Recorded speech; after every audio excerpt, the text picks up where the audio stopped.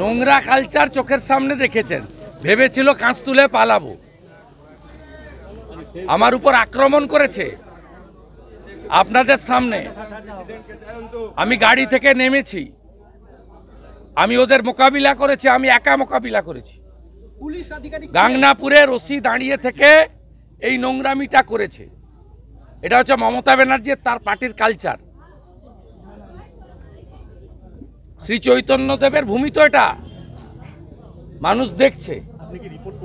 আর আমি কাপুরুষ কাওয়ার নই, ওদের মাঝখানে দাঁড়িয়ে ওদের ঘরে ঢুকিয়ে দিয়ে এসছি। পিতৃ পরিচয় নিয়ে সে তো আমার সিস্টেম আছে, ওদের নাম চিহ্নিত করে এফআইআর করবো, ওসি গাংনাপুরের বিরুদ্ধে কোর্টে যাব, যা করার তো করবো। ছাড়ার লোক নাকি? ও ভেবেছিল কাঁচ তুলে অন্য লোকের মতো পালিয়ে যাওয়ার লোক নই।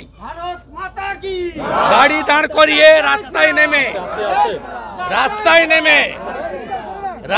নেমে ওদের মোকাবিলা করে এসেছি। মৃত্যু একদিন হবে, দুদিন হবে না।